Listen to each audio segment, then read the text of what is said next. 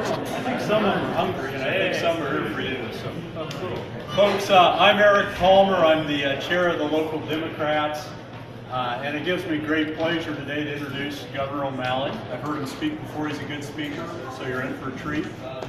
Two-term governor or two-term mayor of Baltimore, two-term governor of Maryland until you were term limited out. A guitar player and a singer. On top of that, that's generous. A very talented individual. One of your aides called you progressive, and I think that's a good title for you. Very progressive gentleman with the things that you champion in Maryland and in your campaign. And I'm trying to think if there's anything else I should say. Really, people are here to hear you speak, Governor. So it's a pleasure. Welcome to Mahaska County. One final thing.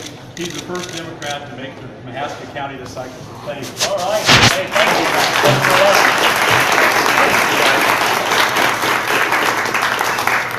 Hey, Mr. Chairman, thank you, Eric Palmer. Thank you for stepping up and leading us here. And I am honored to be the first Democratic candidate for president to come to Mahaska County. Oskaloosa, Steve, good seeing you, my friend. Thanks a lot for making the trek. You're not far, right? Tumwa, just down the road. I understood we also had your colleague, Mary Creer. Was she, where's Mary? Not here yet. Well, when she comes in, tell her name got called out because she wasn't here yet. I was holding in the car until she finally got here. So look, let me thank you all for coming out today.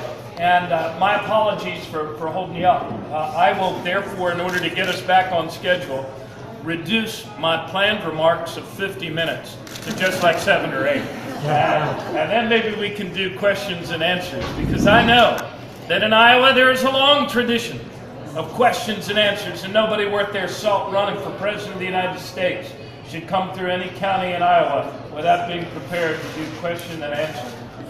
By golly, if you have answers, I'd like you to raise your hand first, because I am on a search for answers. So let's begin here. As Eric shared with you, my name is Martin O'Malley, and I am not a former independent, I am not a former Republican, I am not a former socialist. I am a Democrat, and I'm running for President of the United States. I intend to win, and I'm running for one reason and one reason only. And that is to rebuild the powerful truth of the American dream that you and I share. That dream that was given to us by our parents and grandparents, not by their words, not by their hopes, but by the actions they took in their own life to make our country better so that their children and grandchildren could have a better future. And my wife Katie and I have 4 kids, and 2 boys and 2 girls. My oldest daughter Grace is a school teacher. Baltimore City Public Schools. And she, about 100 days ago after her dad announced for president, she went back to her classroom, and 100% African American kids eager, ready to learn. And a little girl came up to her and tugged her on the sleeve and said, "Miss O'Malley, I'm not so sure about this idea of your father running for president, because I kind of like Barack Obama."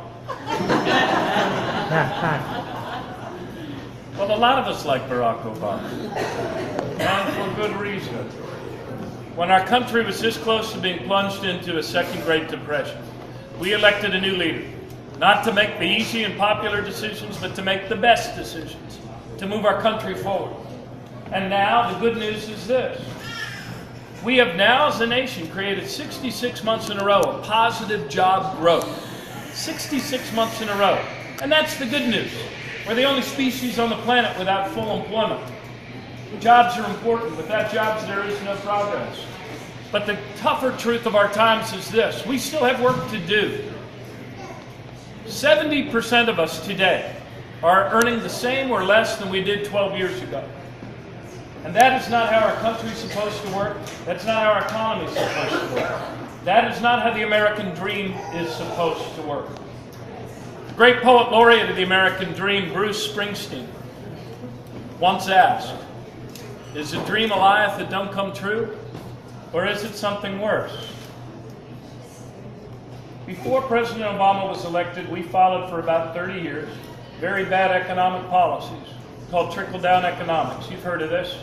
Concentrate wealth at the top, remove regulation everywhere you can, keep wages as low as you can because somehow that might make us more competitive. And it doesn't work. It never has, and it never will. That's not the way our economy grows. Our economy grows from the middle out, from the bottom up. The more workers earn, the more money they have to spend, and the more our economy grows. The more our children learn, the more they will earn, and the more our economy will grow. That's the powerful American truth our parents and grandparents understood. And if we're going to give our kids a better future, we need to return to our true selves. And we need to remember that our economy is not money. It is people. It is all of our people. In our country, there's no such thing as a spare American. Each of us is needed. And we have to help ourselves if we're going to succeed. There are many fine candidates in our party running for president, and soon you'll get to meet them all, because finally, we're going to have a democratic debate. Wouldn't that be nice for a change? That comes up on October 13th. And you'll hear many of us make progressive promises. But there's only one of us with 15 years of executive experience. New leadership, actually pulling people together to forge a consensus, oftentimes before it's popular, in order to get things done. That's what I've learned to do.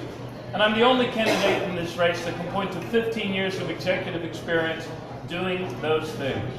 Turning around the most violent, addicted city in America and putting us on a path to save a lot of lives and reduce a lot of crime. Passing a living wage as governor, raising the minimum wage.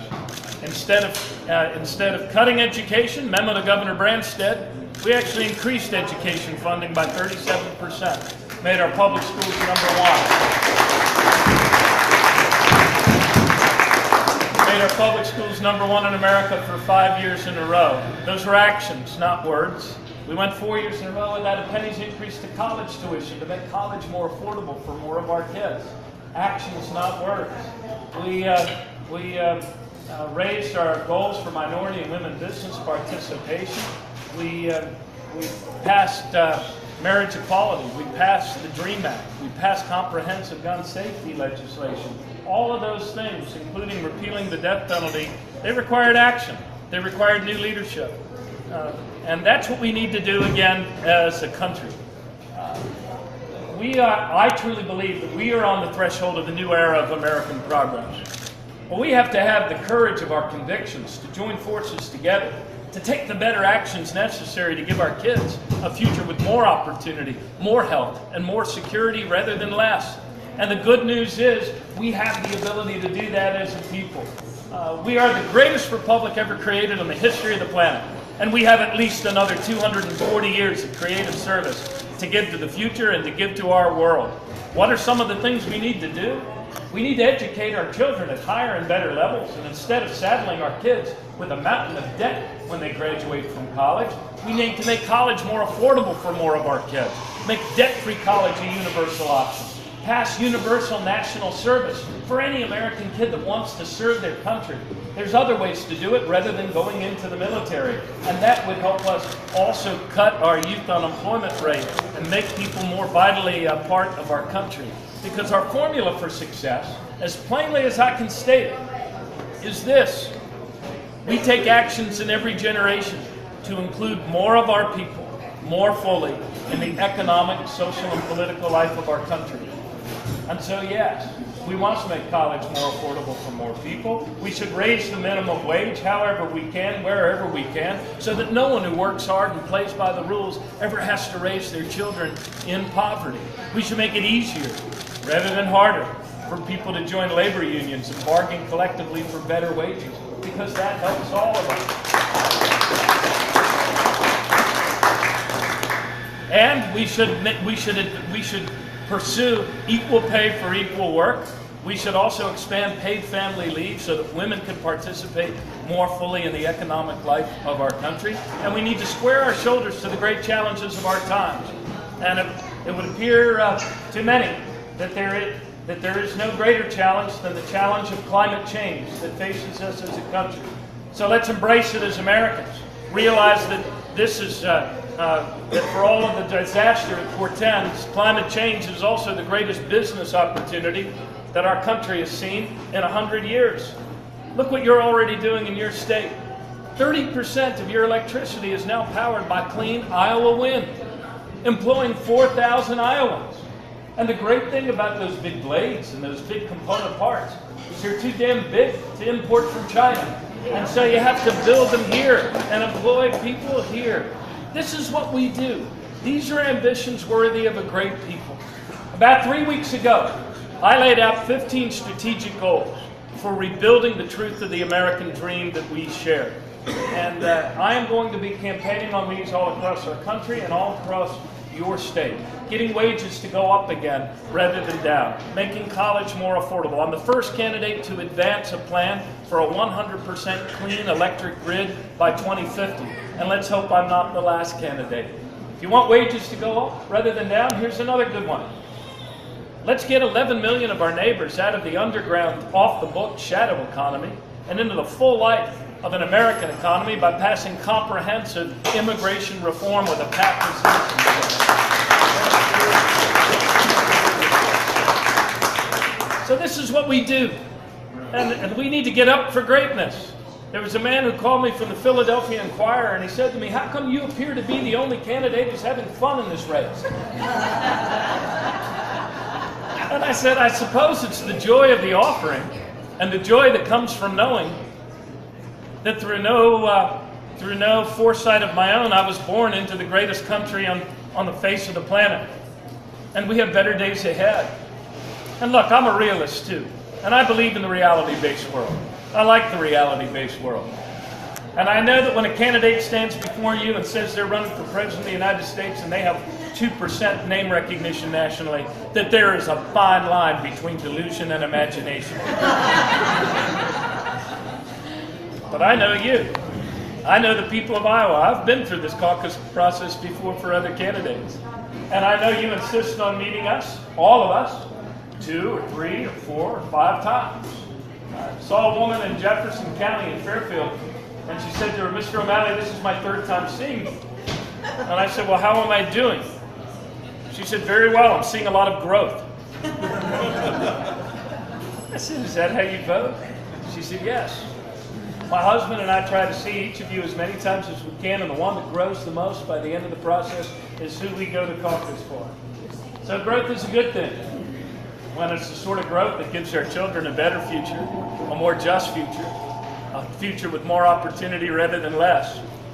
And there are people who tell me, "Man, you face tough odds. This is a tough fight."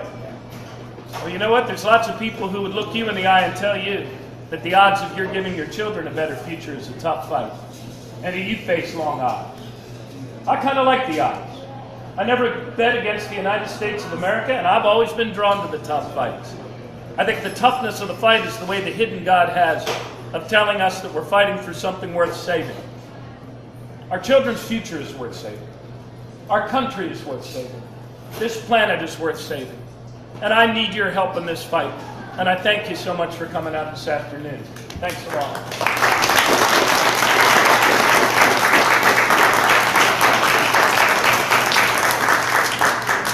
Now the fun part. Questions and answers. And who's our organizer here, by the way? Tyler, come on up here. This is Tyler. Your square looks awesome, by the way. Your town really looks great. This is Tyler. Tyler is working his heart out for me. He is one of about 30 or 35 staffers on the ground, fighting the fight for that better America that we carry in our hearts. Now, this is one thing Tyler doesn't want me to tell you. At the risk of embarrassing, I'm going to tell you. If he doesn't sign up at least 10 more people today to caucus for O'Malley, he will go home and cry. So don't let him leave here and cry himself to sleep. And we have cards there. We'd like to stay in touch, and I just wanted you to meet Tyler before we proceed or break up. I'm also, thank you, Tyler. Tyler, this was one of my counties when I worked here in 1983 for a totally unknown, little-known candidate named Gary Hart from Colorado. 1% name recognition. But he emerged on caucus night. So you've got to do better than I did here for him in that county. Mr. Chairman, I understand Big Ed's is the best barbecue in Iowa. It's great, yes. That's what I understand. Questions? Yes, sir. Good to see you again. Hi. Where did we see each other before? Was it at Rita Hart's? No? I'm not sure. Hi, I'm Dr. Dennis White. I'm a microbiologist from Oskaloosa. And even the odds, your greatest need is sound bites. So I would suggest in your stump speech that you characterize Republicans as reverse Robin Hoods. They rob from the poor and give to the rich. That would be your sound bite. Secondly, one of my pet peeves with all the Democratic candidates is the fact that you defend the Affordable Care Act, but don't use it as an attack point. Do we defend the Affordable Care Act? But we what? You don't use it as a weapon. It's a powerful weapon. It's a powerful weapon. Here's a letter I published in the Register and the Courier last fall, and use it as a attack. Say, what do you mean you're going to report the ACA? Are you going to kick people with pre-existing conditions off of the insurance? Are you going to kick kids off? I saw there's about 10 different attack points. You can use it as an attack rather than defend. Hey, I'm with you. Let's talk a little bit about offense. Here's a few, and tell me your name? Dennis. Okay. Ottumwa then is where we probably met. Maybe at your thing, Steve. Let's talk about offense a little bit.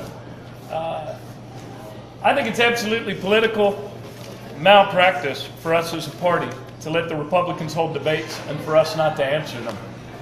So finally in October we'll start answering their debates. And I think we should talk about health care. The fact of the matter is there are things that states are doing now, thanks to the Affordable Care Act, to bring down the cost of health care, to dial up the wellness, and we need to be talking about these things. No program was ever created perfectly, and no program ever was, went without need for updates. Here's another one, Social Security. You heard the other guys talk in their debate about cutting Social Security or reducing people's benefits under Social Security.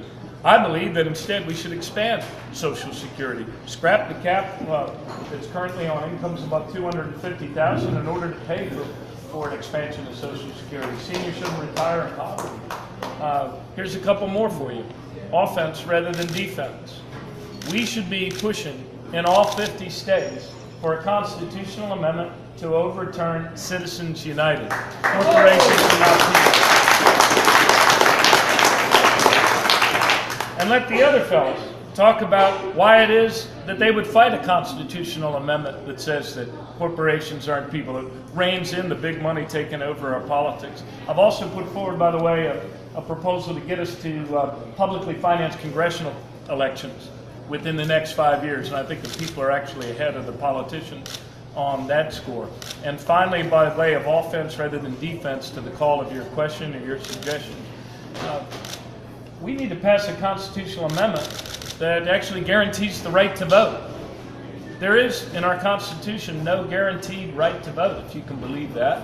And once the Supreme Court and other decisions kind of cast aside the Voting Rights Act, you see a lot of governors in a lot of states going out of their way to make it harder for people to vote, put up barriers to people voting. In my own state as governor, we made it easier rather than harder for people to vote. You have a question?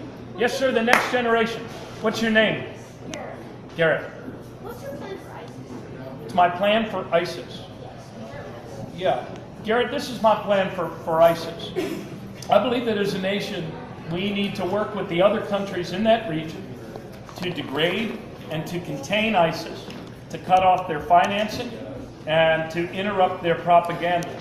And that's what I believe we need to do, and I think we need to be prepared for a long haul here. We also have a need, I think, for new thinking in foreign policy. In fact, I think there's no area of American policy that's in need of fresh thinking quite so much as our foreign policy. We need to be a lot more far-seeing. We need to be a lot more far-acting. And we need to show leadership and take action, not just in military terms, but in humanitarian terms. One example, there's a horrible crisis going on now with people fleeing the disintegration of the nation state of Syria. Many of us saw the images of that little boy's body washing up on the beach. We've been asked by the International Rescue Committee to accommodate 65,000 Syrian refugees. That's like making room for 6 more people in a baseball stadium that already has 32,000 people in a country our size. That too is leadership. That too is action. And don't think for a second that the people of that troubled region aren't watching how we act and what we choose to do in the face of this humanitarian crisis. So there's on my website, which is martino'malley.com. We figured we'd make it easier for you to find.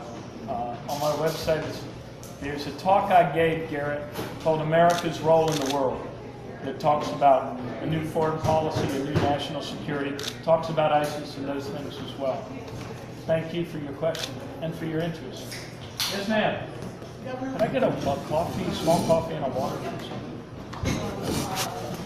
What is your name? My name is Mary, Mary. and I'm one of your volunteers. God bless you, Margaret. And I came with her today to listen to you. What is your plan to make the tax code fairer?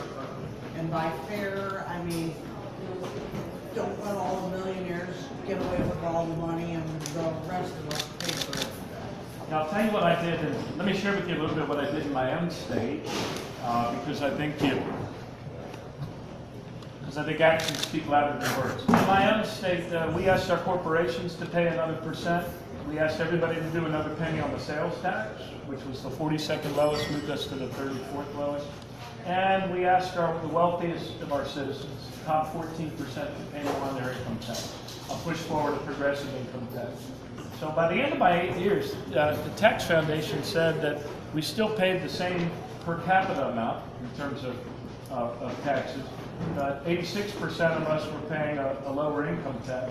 I raised the earned income tax not once but twice, so that the work would pay for poor folks. And the top 14% of us were paying more in our income tax. So that's how we did what we did in our own country and as a nation. I think we need to be, we're going to have to ask wealthier Americans to be willing to love their country enough to do a little more so that we can restore and make winners of our children in a changing economy. So I appreciate that, Governor, because we hear, and we did in the last election for president, that there were a lot of people in the, 2% that thought that they were paying way too much for tax, and that everybody needed to participate in paying taxes. And we think, how can poor and homeless people pay taxes? How can people who make the minimum wage pay taxes? That's why flat tax is the way it is. It's terribly unfair. So I'm really impressed with the way you did things and hope that. yeah, progressive income tax actually works. I also think that the capital gains, for years we were told if you tax earnings from investment income at much lower rates, that people with a lot of money would invest it. And so that doesn't seem to work. I think we should be taxing capital gains at the same or much closer to the same way we tax income from sweat and hard work and toil. In the 80s, wasn't it 50%? I think you may well have done. Yeah. I'm not sure off the top of my head. You're ahead of me on my fact checker. But yes, I think look, it worked well for a while, right? We know what we need to do. It's a matter of reestablishing the solidarity too. You know, oh, thank you. Thanks a lot. Thanks. Other questions or answers, thoughts, suggestions? Steve. One of the problems I think the Democrats have faced in a state like Iowa over the years is the whole issue of guns, gun rights, gun control. What's your position on that, and how do you recommend those of us in Iowa deal with it? Because a lot of people here, union members, own guns. It's a big issue. Yeah, we had a lot of people that would hunt in Maryland too, and I encourage people to re-up and to register and to keep the hunting tradition alive in Maryland, because that's partly how we preserve our open space. That's how we conserve, big swaths of land and our habitat and the like. So, but at the same time, after the slaughter of the innocent in Newtown, Connecticut, we felt compelled to take action. I don't believe that combat assault weapons have any place in a civilized society on our streets.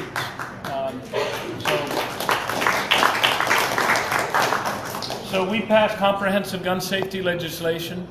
without trampling over hunting traditions at all. In fact, one of the more compelling speeches that was given at the rally at the State House in support of our gun safety legislation was from a hunter, a guy whose family has been teaching his sons and his sons' to hunt for years. So we passed comprehensive gun safety legislation that included ban on combat assault weapons. It required background checks with fingerprints for the purchases of new guns, and it also required it also banned the sale of magazines with more than 10 rounds. So that's what we did. And and once we got done having that talk as a people, I mean, believe you me, it was not easy. I mean, we had throngs of people come down to testify against. We had to organize our people to testify, the proponents to testify for it. But at the end of that conversation, in our state, you're able to petition pretty easily anything you want to the ballot if it's not tied to the budget. NRA didn't even bother to petition it to the ballot because we had forged a new consensus as a people. And that's what we need to do as a country, state by state and as a nation. Yes, sir. And what is your name? Dennis. Dennis. And I'm not from Nebraska County. Where are you from? Marion County, that's all. Marion County.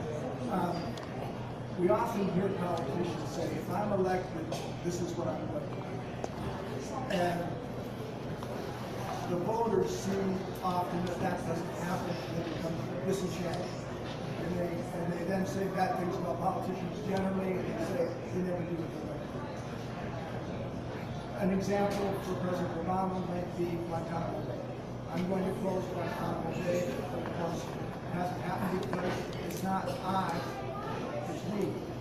And your record in Baltimore, your record in Maryland, indicates that you understand this we.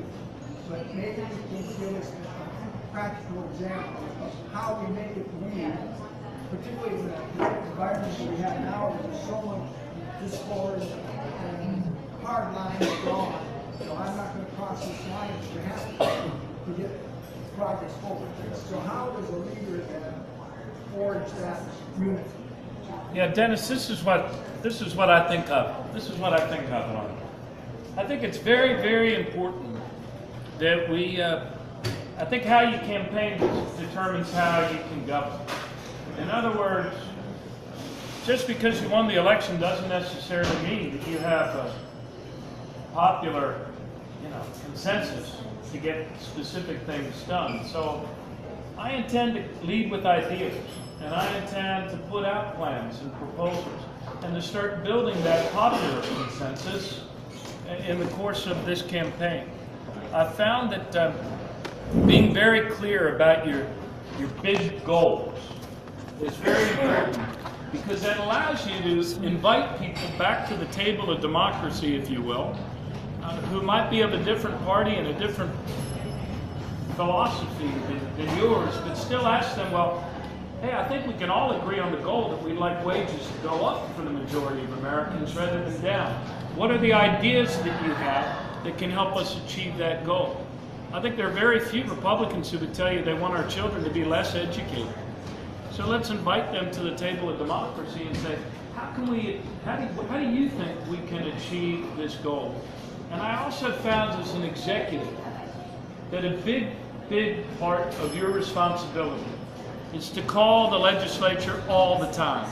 Not only to call them individually, but to also call them back to the arena of compromise.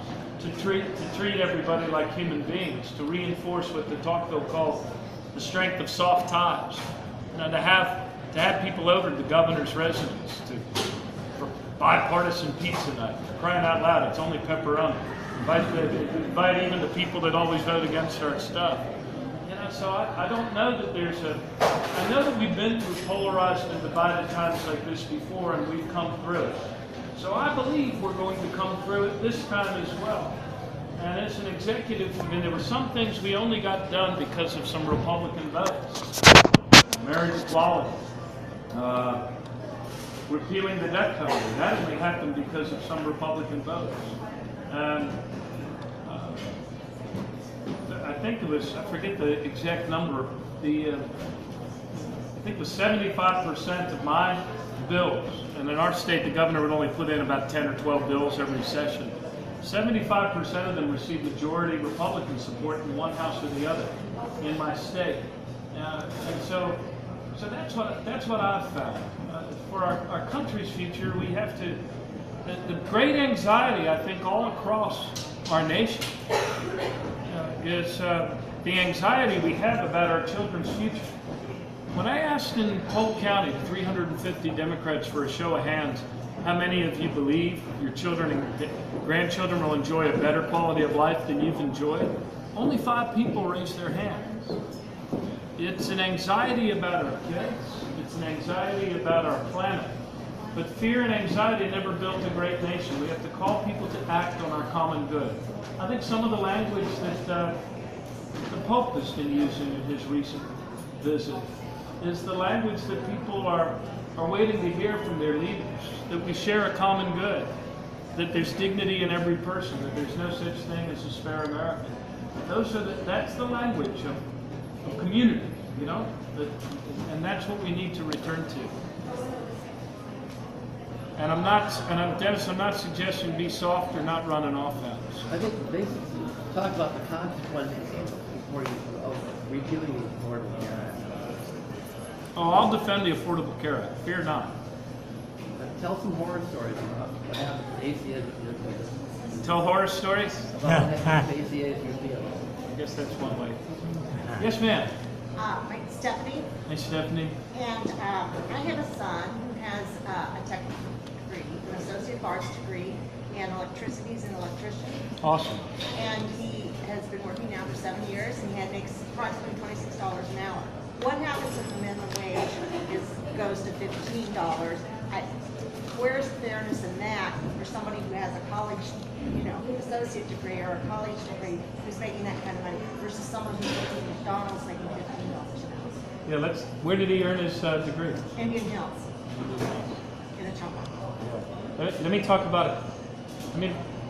Let me use your question to respond in a couple of ways. For years and years, it worked that our federal government would keep a floor, so that there was always the minimum wage was always kept above the poverty line. Now, some states could go ahead, some states could do better, but the way it's supposed to work is that our federal government's supposed to keep a floor, so that if you work hard for a living, if you work a 40-hour week, you shouldn't have to raise your children in poverty.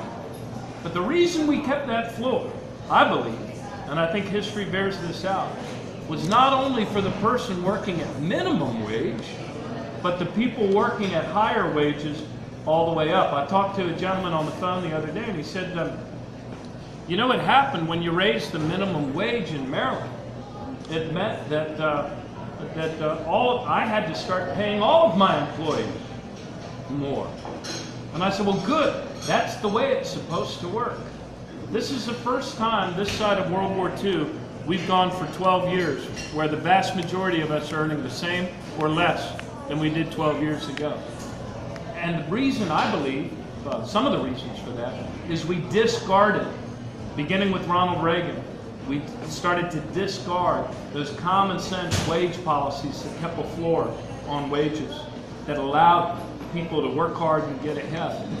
The other thing we stopped doing was making the investments we need to in our country, in our infrastructure. We started every year making college more affordable rather than more expensive rather than more affordable, as the federal government cut higher ed investments and state cut higher ed investments. So there's a number of things that we need to do all together, but on the minimum wage, it's not just about those minimum wage employees. It's about your son. It's about people at every skill level in our economy. Productivity over these last few years. In essence, by doing away with that floor, we kind of decoupled productivity from wages. So productivity and corporate profits have continued to go up, but wages decoupled and have flatlined. So minimum wage isn't the single thing we need to do. Paying overtime pay for overtime work is another one. Back in the 70s, it used to be that 70% of us would earn some overtime pay in the course of a year. Well, when you stop raising the threshold, now you have to be working at poverty wages before you qualify for overtime pay, although President Obama recently acted to change that. Yes? Like you, that over time, once the minimum wage is raised, all other wages go up. And like with Stephanie's son, that he will find that if the minimum wage goes up, he will be making more money because of his difference in his skill level. Yeah, these guys have, People vote with their feet. and part of what They'll leave if they don't get paid. part of what this Republican trickle-down story has managed to convince many of us of is that if somebody else does better, we necessarily have to do worse. It's a scarcity mentality that also allows people like Donald Trump to scapegoat immigrants the way he does. When people are working harder and they're seeing that their wages aren't going up, there's always a vulnerability among any people to blame others for that. But the truer way that our country's been built is to understand we're all in this together. Governor, we got time for two more questions. Okay?